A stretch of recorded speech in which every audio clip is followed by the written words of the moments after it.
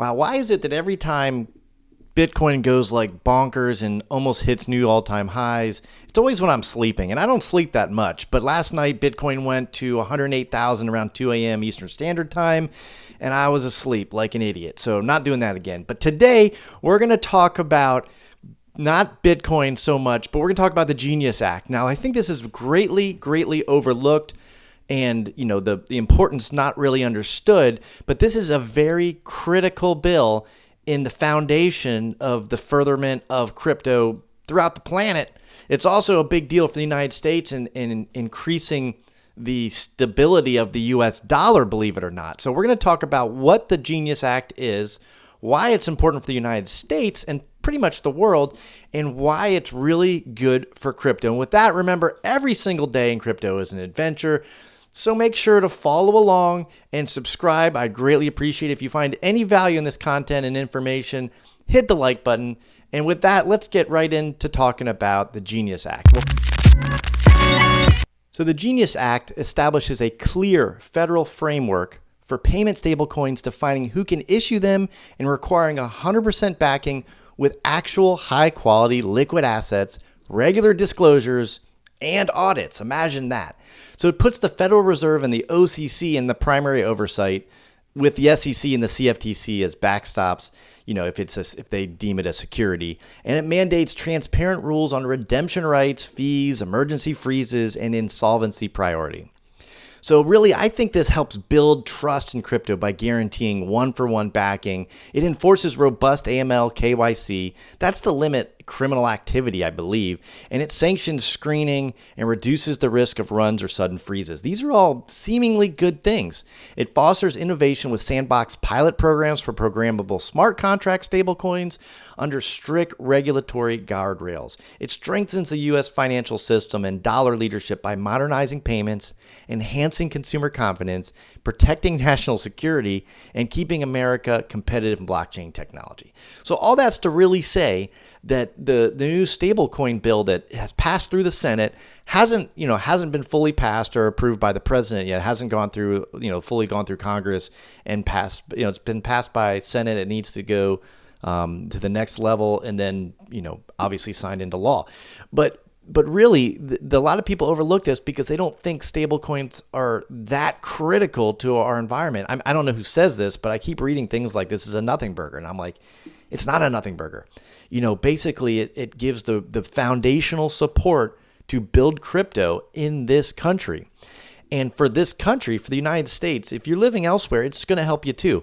Now, think about cross-border payments right now. Right now, you do it. It takes a long time and it's expensive. It costs money. But more importantly, it takes time and you can only do it during certain hours. And, it might not get there when you think it's going to get there. With crypto, it's almost instant and it's very inexpensive.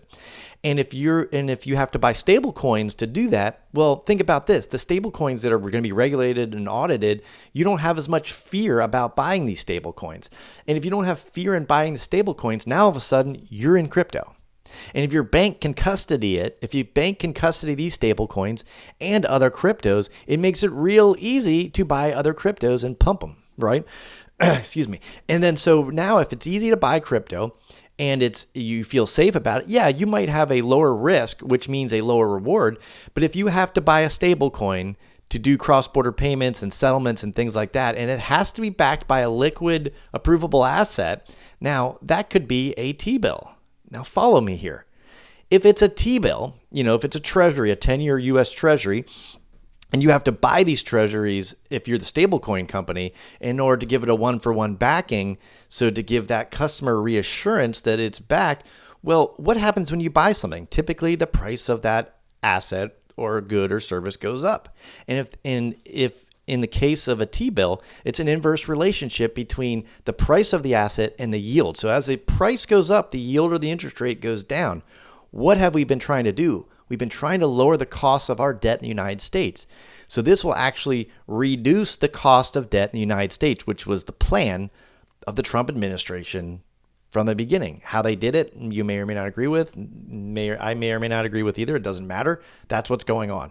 And so if the cost of money for the United States goes down because of this, well, then it'll make it a lot easier to pay off that 37, probably $38 trillion of debt we got now and help strengthen the United States.